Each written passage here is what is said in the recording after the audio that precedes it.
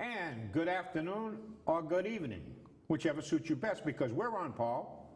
Yes, we are. At noontime and at 8, Monday, Wednesday, and Friday. Yes. So if they miss us this evening, it's okay. Yep. They can come back at us Friday and then Monday. But, you know, we took a week off. We did. And that was so that they could put all of this great new equipment in. Yeah, all this technology. And for you folks at home, you probably noticed that we're repositioned here. I'm on the other side. It's not a change in strategy on our part as much as it is a change in format for the facility, right? Doesn't change our show. Our show is exciting. And folks, we're going to get right to it because, and frankly speaking, truth is our mission, Paul. Reality our realm, set as we see it, and frankly as well. And since we've got a lot to do, let's get right to it with Frankly Paul. Folks, you're going to love this one. Yeah, my favorite form of media in the city of Lynn is the Lynn item. It is. Yeah. Did you ever read The Tale of Two Cities? So how about the Tale of Two Headlines? Really? The Tale of Two Headlines? All right, so novels are fiction, news is not. Or it is not supposed to be, but it is often hard to tell, particularly when reading the Lynn item, or the daily item as they like to refer to themselves. This past Saturday, the item headline read, McGee, and this is in quotes, McGee, I'm the man to lead Lynn. And if people want to see the headline at home, as you see it says, McGee, I'm the man to lead Lynn. And a picture of Tom McGee, he had his fundraiser last Friday night. Now I want to stop by, I want to qualify this. This is not, I don't have any issue with Tom McGee or his statement that he is the man to lead Lynn. What I have an issue with is the headline in the paper that was summarily changed on the, well, that's tale one, right? Yeah, all right, so let me finish reading and then we go back to that. So, Yeah. So that was one part of the tale of two headlines. Part two of the tale occurred when the headline of the item's Saturday online edition inexplicably read, I'm the best person for the job. And again, it was in quotes, right? Confused? You should be, because it matters which quote is newsworthy and which is fictitious. What is newsworthy is the introduction of gender as a qualifier for mayor of the city of Lynn. You know, I think, first of all, I have to say, I haven't decided where I'm going in the mayoral race, and I also do not like the politically correct requirement that you can't ever use man in a sentence anymore. You know, I don't even know if Tom actually said, I'm the man to lead Lynn or not, but what I'm saying is the politically correct, progressive arm of this. But Paul, here is the problem. You're doing a wonderful job of being fair and balanced. Right. Fox News is no longer fair and balanced, okay? Times have changed. Times are changing. The reason why this is important is because that headline misrepresents or could be misrepresenting a very honorable man who has no sexist sentiments whatsoever. Right. And Tom McGee. But yet the item printed it as such, and consequently, without ever acknowledging its own error, just arbitrarily turned around and rewrote the headline to make it neutral, okay? What I'm saying to you is this happens to a lot of folks. They get improper headlines. They have news based on innuendo and my source. And I don't. Well, here's the other thing, and I think we've talked about this in the past, that the item is pretty firmly entrenched in the McGee camp, right? So what would happen if this was an opponent of the item? In other words, a candidate that they would have been written entirely differently, Paul. That's the whole point. They would have not only left it there, they would have tried to imply as much as possible that his statement was sexist. We'll get into that. We're going to get into the article per se, because, you know, I asked you off camera, do you need two parties to collude? Because this word collusion has been bandied around a whole bunch lately, as you well know. And you said, yeah. I said, oh, I don't know about that. Somebody can be colluding surreptitiously because they have a horse in a race, correct? Well, they can handicap that horse in a race. They can make it so that horse has a huge advantage. Would you agree? Yes. All right. So my point is this. In the finishing of your statement, which is the introduction of gender in the race. That headline introduces gender in the race. Whether it did it intentionally or whether it was an accident or whatever, that's the sense. Right.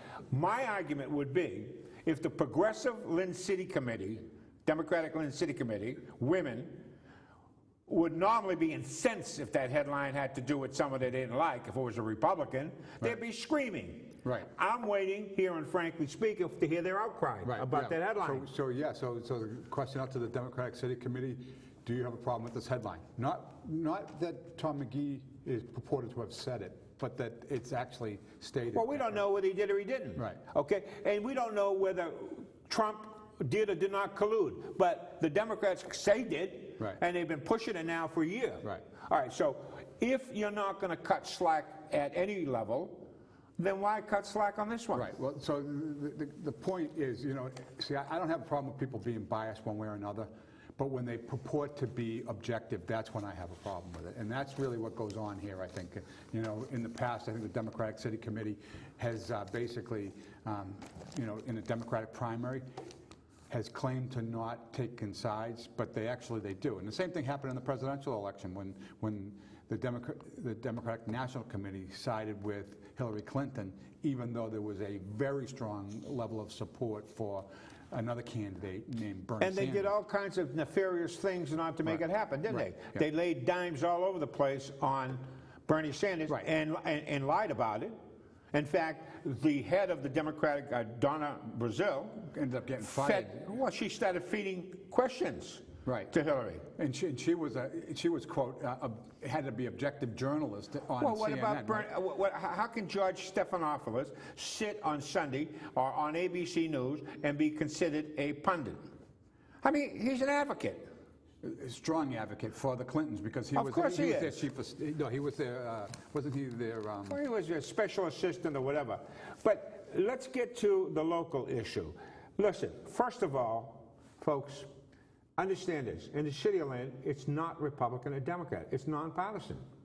So why is it so important for the local newspaper to keep stressing the fact that McGee's a Democrat and that Judy is a Republican? Right. Because that should not be the question. Right.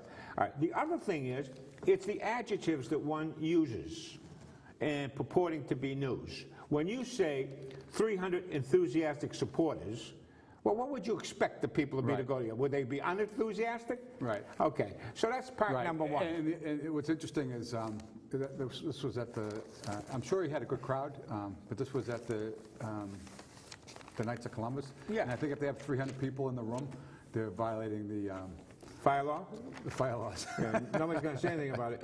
All right. And once again, the item clearly exaggerates in favor of him to make it look like he had a really good crowd. If it was the mayor, you know, it would be... Well, they may not say enthusiastic, and they might say... Why would they quote his daughter and take testimony from daughter? Do you think that your daughter or my daughter are going to say bad things about their daddy? You know? I mean, this is what kills me. All right, now here it is. Tommy McGee said this. This is reported in the paper. He said, this is a critical time for the city as it faces an enormous budget challenge. I agree with that. There is an enormous budget challenge. Right. Was he a participant? Does he have any culpability? I would say yes. I would say all of the elected officials are culpable for that situation, okay? So don't send it out as if it's the current mayor's fault solely. She may be at fault, but she certainly is not. That's pure rhetoric, you know, in the blame game that goes on incessantly in this business. Well, let me go down quote, Paul, because I think the folks out there ought to hear it. It says, our city is at a crossroads, and the next 4 years will be critical in determining Lynn's future. You can pick any time in history, Paul, and call it a crossroad. You can arbitrarily, I mean, why is it any more significant now than it was 4 years ago, or 4 years before that? Do you think? Right. Well, the difference now is Tom's running. That's the point. So there is no real difference. You know, determining Lynn's future. Lynn's future has already been etched in stone in a lot of ways. In a previous show that I did, and it may have even been, I don't know whether it was before or since we started working together, but I remember a show back, you know, we were going through the cycle, and it was, you know, the school committee members were coming on, and the councilor at large candidates were coming on. and every single one of them would come on with their 5 bullet points, what they would say that they were going, What we're gonna do. Public safety, education, and they just rattled them off, and it's supposed to be like, so your education is important to you, public safety is important to you. Oh, thank God, because we really need somebody like that. Everybody says the same thing, right? Paul, have you ever gone back and watched tapes when they first started doing conventions and listened to the speeches? They haven't changed. Right. Well, and it doesn't make any difference what party it is. Right. So here's the thing, right? So there's, let's just say, and by the way, when I ran for city council, my campaign manager he told me I needed to come up with 5 things, standard things, and just keep repeating themselves over and over and over again. That's what he basically told me, right? But here's the thing. There are real issues in the city of Lynn. How are we going to fix the deficit? Where are we going to get additional revenues? Are you in favor or opposed to increasing taxes or an override? Are you in favor of bonding to spend? How about are you in favor of Sanctuary City, Paul? Right. Which probably, look, if someone is in favor of a sanctuary city, making Lynn a sanctuary city, isn't that by definition and in actuality going to drive up costs? I would say yes. Of course, because you have educational costs. But there are some, but anybody who supports sanctuary cities will tell you that there are some costs that are worth spending. Oh, really? Let me get back to this here. It says, under current leadership, our city is faced with an emerging fiscal crisis that threatens public safety, erodes public people's confidence in Lynn's ability to manage its own affairs, and jeopardizes our potential for attracting new families and businesses. We need to harness all that Lynn has to offer. Well, I hate to say this, but if this was the case, where have the voices been in the last 4 years? I mean, or in the last 23 years since 1994 when he first came in. Yeah. I mean, the current leadership, meaning who? Yeah. Is that the mayor? It's a direct is that the city council? It's a direct shot at the mayor. Oh, really? Yeah, he's trying to draw a distinction. I mean, again, it's strictly politics, right? Tell me what Seth Moulton has been on a critical issue that's impacting our budget negatively, which is the unaccompanied minors. Where's he been on that? Where has he been on immigration to shut it down? Is he against it, or is he for? Or is Seth Moulton in favor of sanctuary cities? I hope somebody asks him, because he needs to answer that question. I'm asking it. And the mayor needs to answer it as well. Of course. That's not the point. The point is, if you want to say the current leadership is faced with an emerging fiscal crisis that threatens, what is that fiscal crisis? And what can you do about it? That's true. But let me ask you, what if you're a union rep? And on our city council, we have a lot of people that are locked into unions. Right. What do unions do, Paul? They increase wages. Is there a conflict of interest with people on the city council who are pushing and advocating for increases in fire, police, teachers, etc., who are spokesmen and advocates for those constituencies? Now, I know that that's how you feel, but I wouldn't go so far as to say that it's a conflict for them to do it. But I think it's important that the voters and the taxpayers understand if somebody on the city council is, for example, a leadership member in the unions, you know that they are going to support union issues, whether it's good or bad for the city. I don't ever see public sector unions ever doing anything that says, look, we need more money, but we know the city's got financial difficulties, so we're willing to wait. I don't hear that. I hear, we need more money, and I don't care where you get it. That's what you hear from the public sector. So I would argue that from a voter and from a taxpayer's perspective, it's important that we understand who takes those positions. Because it influences the way you vote, Paul. Absolutely. It's human nature. Right. Okay. Pedro, if we have a new situation, I can't see Pedro anymore. I feel, like I'm missing a good friend of mine. But he's there somewhere. Pedro, would you flip up that cute little Rosie the Riveter? And it's just to accent the point that I'm trying to make about when they try to add sexism and when it doesn't exist. And so we got a couple of graphics of it. There's one I love, which is get back in the kitchen. Okay, honey? And I put in, what does she say now? No. She says no. Yeah, that's it. And this is what kills me. Paul, you have a daughter. I have 2, 6 granddaughters, and I don't want anybody saying what they can and cannot do. Right. All right? I mean, this is 2017, whatever our sins were of the past, let them go. Right. We're in a new era. So I'm going to pass off on that, and I'm going to do a Frankly Joe. Okay. Do you mind? All right. All right, so Can't wait to hear frankly, in my Frankly Joe, and then we're going to get back to asking a couple of questions. Breaking bad habits. Folks, once upon a time, regretfully, I smoked. In fact, I smoked for decades, despite the heeds of those who cared for me. Then, inexplicably, I quit.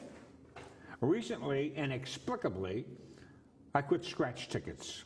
Mind you, herein lies the reason. While standing in line looking to buy some lottery tickets, a young mother was declined when she attempted to pay for ice cones, Twinkies, Skittles, Arizona food drinks for her children by using an EBT card. The clerk tried to do it also, Paul, and it didn't work. So out of nowhere, a woman who appeared to be the mother of the younger mother reached into her purse and pulled out an EBT card, which was accepted. In the parking lot next to my car was a shiny new Cadillac Escalade. And getting into the bright new shiny Escalade was the mother, the daughter, children, and grandchildren. My mind could not wrap itself around the thought that beneficiaries of EBT cards could motor about in such an expensive vehicle. Then something clicked, call it an epiphany. Every time I buy a lottery ticket, I'm effectively contributing, Paul, to this grotesque scam. Right. So I quit buying lottery tickets. Good for you. Okay? I think that's great. I mean, I wish you had quit a long time ago because... I would have saved a lot. So every $100 you don't spend is $100 in your pocket, right? No, it's $100 that doesn't go to somebody driving around in a Cadillac getting EBT look, cards. That's I what get happens. all that, but on the flip side, it leaves more discretionary money for important things like vanilla ice cream or... I don't know whether we have the visual, which is a cute little visual that tells it all. We have this smiling face, and it's we have a nice, beautiful SUV with EBT on it. So we can put that one up. It looks something like this, folks, and if you want to look at it. And what happened was, and I'm going to read this commentary. Actually, I hope the commentary comes up. There it is. And we're going to go to a commentary hereafter. And this came out from an article back in December of 2011. Okay. And it had to do with, and the headline was, EBT card scam shut down in Lynn. So apparently back then, they were seeing funny things happening, right? Right. So they shut it down. And in response, a whole bunch of people wrote commentary. Now, I picked this one out because I think it summarized a general feeling. And I think that that feeling is still pervasive today. So it reads, December 14, 2011. I firmly believe that we need to help the poor and elderly. Don't you, Paul? Of course I do. Everybody does. But not those who are milking the system. You see that big, not those who are milking the... These are not my words, folks. These are the words of... gee, I wish I had that person's name on here. Anyways, there needs to be some serious investigation of the abuses in the entitlement programs. There isn't a week that goes by that I don't see someone using the EBT card to pay for a cart full of mostly junk food. Many then use cash to pay for cases of beer, bottles of wine. Out in the parking lot, they load their order into a relatively new car SUV. I've seen this happening in cities and towns throughout the East and the Northeast. Is this accurate description, Paul, or is it simply an anecdotal observation? I think there's a lot of instances of this happening. A lot. A lot. And, So it's abusive. And you don't need to look any further than the 49 million Americans that are on food stamps or some form of transitional assistance. Which happened when, Paul? Under the Obama administration. Explosion. Right, explosion. And you made this point to me off air, and I think it's worth repeating, and that is, and it's actually also referred to in that commentary. Sure, there are a lot of people that need our help, and we need to be there to help them. But a massive expansion of a program like an EBT program is basically done, in effect, by reducing the barriers to entry. And when you reduce the barriers to entry, you get more people participating in it that really shouldn't be, because there's no checks and balances that built into the system. That's how they are able to allow it to grow. And you go down in places like northern parts of Mexico where in Spanish you can find advertisements saying that actually speak to the fact that if you go to the United States, here's how you can apply for and collect food stamps and EBTs. And by the way, go to Lynn while you're at it. But my point is that there's the reduction of the barriers, and there's also, on the government's part, and by the way, I've seen on Drudge, they actually say that the government has a budget for advertising these things, not just in the United States, but also in Mexico. So the point being is that when someone comes along and says, I'm going to slash the crap out of stuff like that, why is there a drumbeat of the heartless? Right. When it's not heartless at all, Paul. As a matter of fact, who is paying the freight? Only 50% of Americans pay federal income tax. Only 50%, Paul. We have a segment called Reign of Insanity. And some might argue that this past Saturday's rally for public education could qualify as an exercise in the reign of insanity. I'd like to get this one up also. Parents, educators, students are uniting to demand. Now listen to this one, Paul. If you take a look, I think you have it there. Full funding for public education, pre-K through college. Is that possible? Debt-free public higher education. Listen to this one. Less testing, more learning. I like that one, actually. Really? Yeah, because I think that they spend so much time teaching to the test that they... That's teaching to the test, but Paul, test is just a measurement of learning. Right. So there needs to be testing, but there's... No, you don't need less testing. You need effective testing. I agree. Absolutely. That's all. Yeah. Equitable access to quality education for all students. And I don't think that is it inequitable now? No. Yeah, it is inequitable because it handicaps. Certain people get privileges that others don't. Based on race, based on ethnicity, based on economics, social class, and a whole other thing. We handicap. So it's to level the playing field. It's like a horse race. They add weight to the horse, the better horse, right? Don't they? Yeah. We must stand together to resist the plans and the policies. Listen to this. This is on there. Policies of Trump, Secretary of Ed DeVos, and Governor Baker. Resist, invest, envision. Notice the word resist, notice the colors. Those things were being pushed in the Lynn School Department, rightfully so or not, or is that advocacy? This is a real strong advocacy, I would think. So why is it that our politicians aren't screaming and yelling about that? If there's a separation of church and state, which is important, shouldn't that be separated from? So I guess to answer that question, I would ask another question. How would the producers of this document feel if there was a similar document put in all the teachers' boxes in the school system that basically said something to the effect that we need more charter schools? They're bananas. Right. Well, this is anti-charter school. Right. That's my point. So, yeah. And what they would say, though, if there was a charter school, they would have the same argument that you were just bringing up, and that is that there's a bias here. You can't go into the school systems and push your agenda in the school system. You can't do it if you don't allow others to do the same. Right. That's all I'm saying. Right. I agree. And I don't have a problem with advocacy groups. But they would go.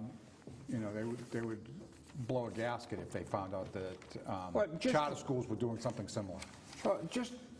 Why are they fighting, for example, the high school that's proposed to be built on Monroe Street? Why is that being fought? On 29,000 square feet? I'll tell you what it's not for. What? It's not to fully fund public education. Yeah. It's not because they want to fully fund public education, which is their stated goal, right? And it's not to provide equitable access to quality education for all students, because if you increase the charter school capacity, you are improving the quality education aspect of it, because there's competition. It's a zero-sum game, because if in fact a student in the city of Lynn goes to a charter school, it's one less student that the school gets, the public schools well, the get money paid for. follows them to there, but so it isn't like it costs more money.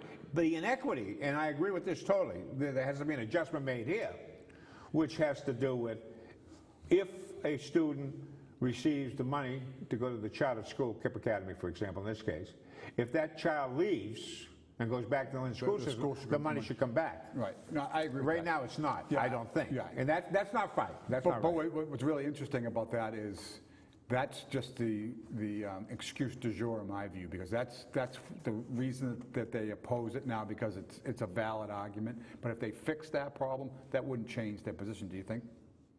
Do you think their position would change? No, because it's not based on rationality. Right. It's just competition... It's based on protectionism. They're protecting their union. Of course. Yeah. Monopoly is a very bad thing, Right. Paul, in any quarters. Right. Big business is bad. Right. Big government, likewise, is bad. And big unions. And Big unions is bad. and a public education system that has no competition is bad. Of course, because competition lowers the price and gives you a better quality product. Right. I mean, we all understand it. That is what is known as capitalism. Competition, yep. Of course, the essence. Adam Smith, the invisible hand. You see, the problem today is that everybody bought into the Soviet model. You know, it's ironic that when the Soviet Union was under Stalin, oh, they were our friends. Oh, we liked them. They helped us out in World War II. That wasn't colluding. Right. But now that Russia has abandoned communism, which, by the way, wiped out about 30, 40 million people, and they took up Mother Russia again, and they've kind of taken on some of the attributes of a capitalist society. System. Right. They're moving towards capitalism, and we're moving towards socialism. Exactly. So now, oh my God, the Russians are bad. All of a sudden. It fits their narrative, though, Joe. You know, just remember, all that matters is, does it fit the narrative? That's all that ever matters with these guys. I want to ask some questions going back to the challenges facing Lynn. Okay. Unaccompanied minors impact the Lynn school budget. Do they? Have they? Yes. Significantly? Yes. So if one would argue that the school budget in the city of Lynn is roughly 2/3 of the entire budget, which was about 40% when I was on the city council, that's a huge increase. Right. It's So crowding out all the other expenses that are needed to run the city. Yeah. So if you were, in effect, curb the influx of unaccompanied minors into the city of Lynn school system, what would happen to our tax? What would happen to our budgetary problems? There would be a significant relief on the system. Precisely. So that would be one place to start. Right. So if you designate your schools as sanctuaries, if you designate your city as sanctuaries, isn't that an invitation? Right. So that brings me to something that I was reading in one of the comments. You have them here. They were brought in late. We have a whole bunch of comments here? Look on the back side, the last one. Read that. As I write this, this was the 23rd, which is yesterday. McGee co-sponsored a bill to make Massachusetts a sanctuary state. Goes to vote tomorrow. Have to be an insider to know that. Now, you should know that, folks. That's a critical issue. If you want to make the state a sanctuary state, then obviously, as mayor, he would make Lynn a sanctuary city. There's a reference to an actual bill. So S.3303 is the bill name, and you know, it looks like McGee is a co-sponsor on the bill, and the Globe is giving it a good old leaving alone, because I didn't see anything about it in the paper today. It's under the radar. Paul, I want to get to this because I didn't realize we had so many. I mean, we got a slew of to get to. So let's fly through everything quickly now. Mark it down, folks. Put that mark it down up there. Mark it down. Paul, you don't have it. It will come up on the screen. There it is right there. Paul, the first woman mayor. Read these down, will you? I'm getting hoarse. Okay, the first woman mayor recorded is believed to be Susanna Medora Salter of the United States, who served as mayor of Argonia, Kansas in 1887. Similarly, Judy Kennedy was the first and only woman to be elected mayor of the city of Lynn.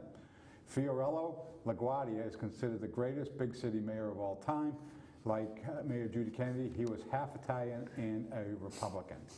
The three contemporary big city mayors who are considered the worst by a lot of people: Mayor de Blasio of New York City, Mayor Betsy Hodges of Minneapolis, and Mayor Rahm Emanuel of Chicago. Interestingly, unlike Mayor Kennedy, they are all Democrats. Makes one wonder. In recent years, two major cities filed for bankruptcy: Detroit, Michigan, and Stockton, California. Both cities were run by Democratic mayors. Mark it down. You like that one, Paul? And Big cities are always run by the Democrats. And How they doing? And they're not doing well at all. All right, so if they want to politicize this race in the city limit, maybe they should factor in the one's a Democrat, one's a Republican. Right. And what's history tell you? Right. Witty. We can be very witty here, folks. Am I looking at the right place? This is the only thing I don't understand. Before I used to know what camera to look at. Am I looking at the right camera? I hope I am. Anyways, witty. Did you know that going to church, Paul, doesn't make you a Christian any more than standing in your garage makes you a car? Are you aware of that? Everyone's entitled to be stupid, but some abuse the privilege. Yes. A lot of voters. Yep. If pro is the opposite of con, then what is the opposite of progress? Congress. There you go. Wow, that's right, yeah. If you think things can't get worse, it's probably only because you lack sufficient imagination. You can't be late until you show up. I like that one too. We're both familiar with that. Yes. And lastly, folks, witty, expecting the world to treat you fairly because you are good is like expecting the bull not to charge because you are a vegetarian. Another great one. I love This is what happens to me with the do-gooders of the world. Yeah. They honestly think that the Hell's Angels are going to abide by standards of whatever. Right. Well, that's the Obama administration for the past 8 years, right? Yeah. They were expecting, by unilaterally laying down our arms, that everybody else would do the same thing, and all it did was embolden them. Notice the difference in the world tour. Notice the difference between Obama and Trump. Right. Notice the respect Trump is getting and the kudos he's getting, particularly in the Arab world. Right. And there's a certain amount of trepidation and fear associated with Donald Trump, which is a good thing. I think it's got more to do with the fact that they know precisely where Donald Trump is coming from. Right. I mean, Donald Trump does not pull punches. Right. He doesn't equivocate. I mean, he's not saying if you want your health care, you can keep it. If you want your doctor, you can keep it. If you cross the red line. He did nothing of the. He said a whole bunch of stuff that never happened. And then now what's coming out is he was spying on everybody. I don't know if it's true, but we'll find out. That's for another show, folks. But right now, things to think about. Things to think about, okay. You're gonna, this is, the codes of Hammurabi. Hammurabi, the old Mesopotamian, I guess he was. He decreed that bartenders who watered down beer would be executed. That's a pretty harsh sentence, huh? So nobody was watering down their booze. I know a lot of people were guilty of that. Back in the 70s, maybe, right? Yeah. I know a lot of places in Lynn that are kind of guilty of that, past and present. New Mexico State's first graduating class in 1893 had only one student, and he was shot and killed before graduation. Wow. The most shoplifted food item in the United States is candy. In Europe, it's cheese. Wow. Some cats are allergic to humans. Wow. The Pledge of Allegiance was written as part of a plan to sell flags to schools. Is that right? I didn't know. Makes a lot of sense. It does. Yeah. I mean, there's always an economic reason behind everything that happens, right? Well, of course. There's cause and effect to all things. Right. And just have to look at it. Usually it's follow the money. Right. Now, folks, I don't know. Are we going to have a little point of time that we have? Are we doing a commentary now? I guess we're going to have to, right? Yep. Because we just ran out of all the other Yeah, stuff. let's get into some commentary stuff, yeah. Paul, comments on Facebook for last week's show. Did you guys notice that the City Council put an additional city tax on meals this week? There was no notice in the online edition of the item, nor the front page of print. Poor people in Lynn pay more for meals, while the fat cats in City Hall make six-figure salaries. Well, that's telling it all, huh? Yeah. That sums it up. Is it accurate? I can tell you what I know, that the idea of the local option for the meals tax is at a minimum being considered by the City Council. I don't think it was actually voted on, but I think it's being considered, and that should raise about $700,000 a year. Which is a pittance. It's a pittance. Well, it's about 8% of the deficit that they're currently looking at. Probably. You take a little bit here and a That's little bit about, in real terms, that's about 6 or 7 jobs. And if you don't think you can figure how to get 6 or 7 jobs out of the city with all of its employees, you're crazy. Well, you know, like I made an observation when. I understand that. So there was about a year ago, there was a retirement up at the Water and Sewer. Bob Tucker retired, right? And he had this position up there. And, you know, there was a lot of talk behind the scenes about who was going to get the job and all that kind of stuff. And everybody knows Bob Fennell got the job. And for whatever, forget about the fact that he got the job. One of the things that I said is, has anybody considered the idea of eliminating the job and finding out if it's actually needed? Oh no, there'll be no talk of that because that's a plum job, and that's really what. Well, okay. Well, this is now time where things are changing. This is why we have who we have as President of the United States. Folks, you can argue all you want. He put out a budget the other day that took courage. That's a pair of stones for the budget he put out there, right? Right. And the point of the matter is, if they abide by that budget, guess what? We balance it. We'll be in great shape in a few years. Right. A little pain, a little suffering, you know? If you have to remove a tumor, remove it. If you let it grow and metastasize, Gets worse. Yeah. it's not too good. Yeah. The additional meal tax will only generate $700,000, my point. I'd like to know what it would cost to administer, which is another good point. Right. Actually, this looks like it's your comment. Did you see? What? Because you were asking me about that the other day, the Could cost be. to administer. Oh, yeah, as a matter of fact, now I recognize already, yeah. So that's, I would argue, and I don't know this to be exactly true, but I would argue that see, right now, if you sell prepared food in the city of Lynn, you charge 6.25% meal tax. If you're outside of Lynn, it's 7.5%. Not all, most. All the surrounding cities in Lynn are in my understanding, Okay. are doing it. So Saugus, Revere, Peabody, Swampscott, Everybody's doing Nahant. cocaine, so why don't we? Okay. But anyway, but the point is, as far as administering it goes, the state collects the taxes, and right now they're not collecting that 1.25, local option for the city of Lynn. If they were collecting it, it would be remitted to the city through part of its So it's local aid. No, the state's going to keep its piece because you just told me it's Yeah, 1.25. So 6.25 would remain with the state. Anything over that, up to 7.5%, would become the. So that's 1.25. Would be remanded. That's to, 1.25, right? Right. By my fast math. Yep. Well, they're trying to claim it's 0.75.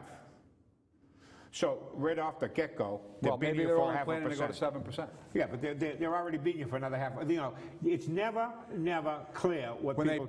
when the state passed the rule, I believe they did it right after Obama got elected. So it was like an 09, 10, that time frame, because there was a lot of economic crisis kind of thinking going on. So they came up with Caused by an expansion of food stamps.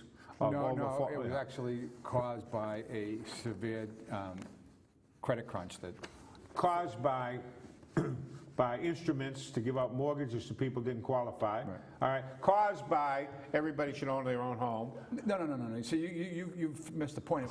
It was absolutely 100% the fault of George Bush. Don't you remember? No, it was the fault of Dodd and Barney Frank. That's whose fault it was. It was the fault of Fannie Mae and Fannie Mac. It was the fault of those who decided to give bad mortgages. Do you know that Fannie Mae and Freddie Mac are the equivalents of the probation department and the MBTA in Massachusetts? At the federal level, Fannie Mae and Freddie Mac are where all the elected officials send their family and friends to work. Just like in Massachusetts, we send them to the probation department and the MBTA. Well, I know, but Barney It's Frank's, a jobs program. Yeah, Barney Frank's partner went there. They don't really care whether it's run well or efficiently. Well, They just why care. is it a sin to talk about these things, Paul? Why, someone pointed out, why is it that all of a sudden you have a fella who's running for mayor of the city of Lynn, who currently is in the state government, who's pushing to make the state a sanctuary city, and nobody's writing about it, talking about it? Why is We're that the case? talking about it. I know that, but why is it the item? Why isn't that a headline? Well, if they watch our show, maybe they'll get the scoop, because the bill was only filed yesterday. Paul, they put nail bombs you know, in this show, if they could. So, But they watch it. A lot of people at home watching. We'll see. Look, our mission is to tell the truth, Paul, or as best we understand it. Right. It may be uncomfortable. Right. But it's the truth. And look, if anybody takes a position on something, for example, if you take a position that you're going to sponsor a bill to make the state of Massachusetts a sanctuary state, you need to be able to stand behind it, right? Isn't that fair? Yeah. And I'm going to go right back to a comment that we've had from before. I don't know who did. Zero-based budgeting and resource allocation is the answer to the governmental budgetary BS. Okay? That's a simple point. You talked about it before. Yep. Listen, folks, we are looking forward. And our technology is improving here as we move along. And we're looking forward, and I think hopefully sometime in the fall, that we'll be on live with a call-in show because we want to interact with people. Right. Get the real time. That's the key. Right. You know, we need, and thank you for the comments, by the way, we need to have a feeling on the pulse because nobody thought that Donald Trump was going to win. Nobody thought that... You did. I did. Nobody thought that the school... And I hoped he would. The two schools was going to go down like it did. So times, again, are changing. That's the point I'm trying to make. Right. And I think folks out there are wising up. They recognize that fake news, propaganda, collusion has been going on forever and a day. And it will continue until we Sure fight it does. back. And, you know, let me say this. You know, wisely, if I was looking at it from a geopolitical perspective, I think it's wise for the United States to align itself with Russia to offset the power, emerging power of China. Because Richard Nixon did the opposite. He aligned himself with China to offset the power of the Soviet Union. Right. What you don't want to be is the odd man out in that three. And the triangle there, Right, exactly. And so what he's done on this trip in particular with the Saudis and the Sunnis, and that includes Egypt, et cetera, right, is to offset and counteract Iran, which was Obama's baby. Right. He loved Iran. He didn't like the other one so much, right? Right. Maybe because Valerie Jarrett was born in Iran. Who knows? Right. So anyways, Lynn, item, according to this individual, I wish they'd let us know who these folks are. I mean, if they send it and they give their name, why can't we acknowledge it? I don't understand that, Paul. I don't understand that Well, we either. ought better argue for that. Lynn item is fake news in big letters. It is an organ of the far left. Was it always like that, Paul? You know, I mean, I'm getting to believe that maybe there's some truth to this. I'm a firm believer that it is. You know, we were talking about the McGee headline before. Right. And back when I was, my building where the bowling alley is was being considered as a potential site for the medical marijuana facility, just as a place to put it. I wasn't advocating to be a marijuana dispensary. I was just in an arrangement with the people who wanted to do that. They had entered into an option with us at the bowling alley. And the headline in the item said, ex-city councilor pushes for marijuana on the Linway. Now, what does that sound like to you? And I didn't push for anything. All I was a businessman who entered into an arrangement with somebody who was potentially going to put a medical marijuana dispensary on the Linway in Lynn, which was something that the city was looking for. Mm-hmm. So the headline was designed to get people to buy the newspaper and read it and make me look bad. Why? Because I don't follow the dictates of the left-leaning, fake news type people. Ooh, simple put. You're on the wrong side, huh? I'm on the wrong side again. Yep. Bad guy that you are. Yeah. And I just hope people know me for who I am instead of what they might say. I want to throw something out there, folks. You listen to it, you think about it, and I hope you can respond to it. It's just an idea. And I'm not of this nature because I'm fundamentally libertarian. I don't particularly like big government. One of my favorite presidents was Calvin Coolidge. And folks read about him sometimes, you know. I mean, he gets washed out because the liberals can't stand the fact that he balanced the budget and the country was doing super. You know, that was the roaring 20s. Then along came Mr. Depression himself, Franklin Delano Roosevelt. Who managed to extend the Depression Extended eight more years than he should have been, right. and fell in love with the Soviet Union's 5-year plan all over the place. Tennessee Valley Authority is a direct result of right.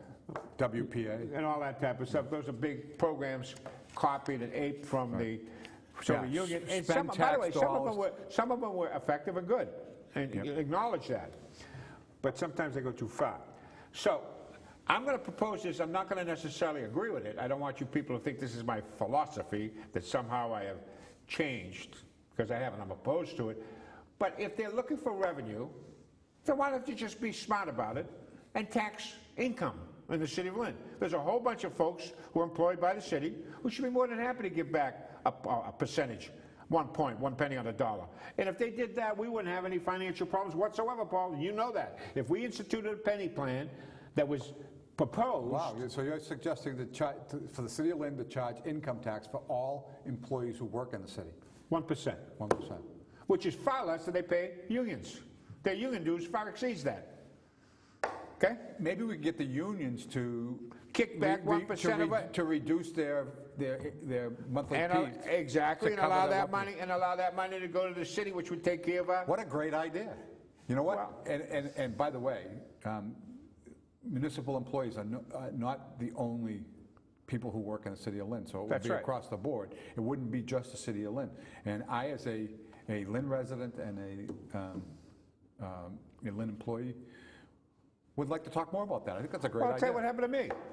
I substitute teachers, you know. So if I work a day, they pay me $75, which is like breaking the bank. You know, it's under the minimum wage if you really factor it in, right? Right. But because of $75, I usually pay no taxes on it until April 15th, and I got to pay a whole bunch, right? Right.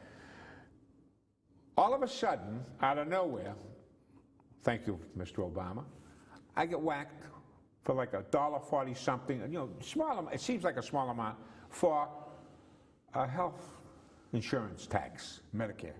Is it? Yeah. They instituted some tax, and now they back charge me, the city, and they took it out. I got one check for $22. I had worked like 4 days, which would have been $400, $300 gross. I ended up with $22 because they back whatever they did. Now, they think it's perfectly all right to whack me for $1.50 or something like that, from $75 to pay that, which in effect is a tax. Now the Lynn Water Sewer Commission says, well, how about 2%? Oh, let's build a couple of schools. Oh, that's only $250. Well, before you know it, guess what? They don't have any money anymore. Right. They get it if they just keep taking and taking and taking. Okay. Well, I don't like that idea, right. Paul. And by the way, as citizens of the city of Lynn, tax-paying members of the city of Lynn, we are held to that standard. You must pay your taxes. They have a system in place to make sure that you and I pay our taxes, right?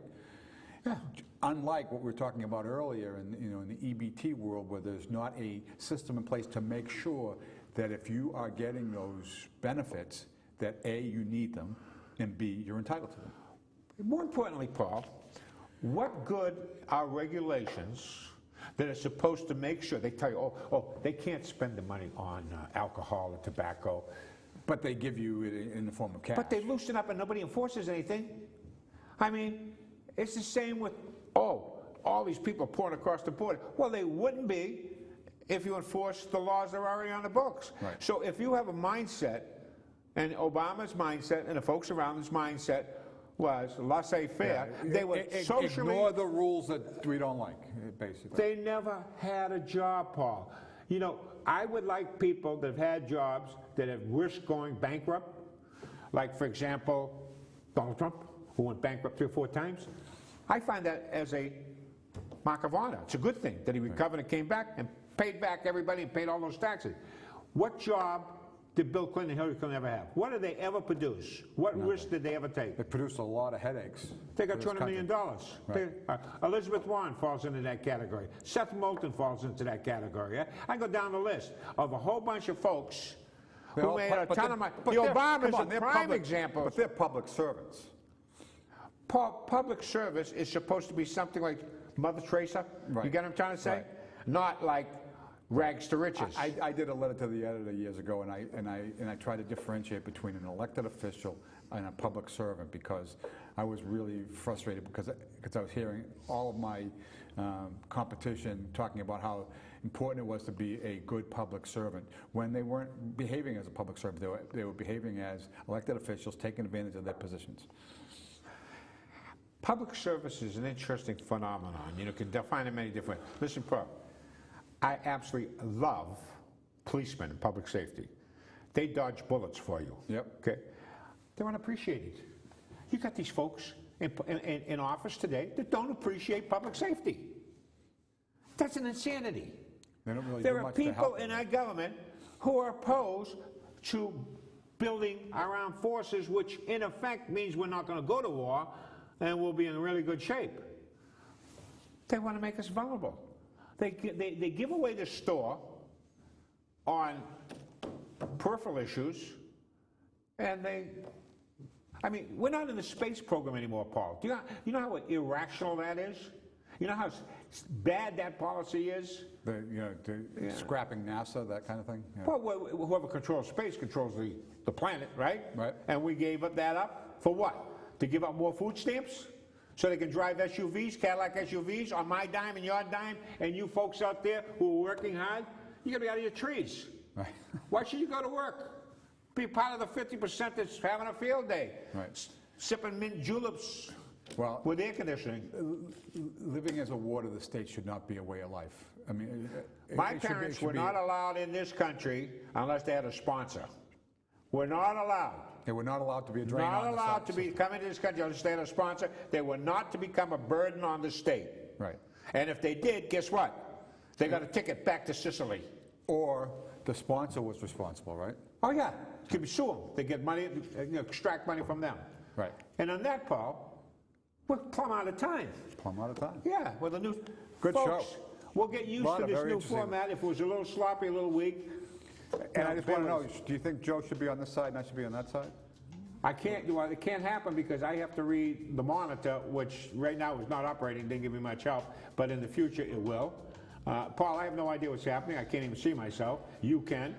So you're better off where you're at. I can't see myself. You can't? No, I have to look over there, and then I'm looking away.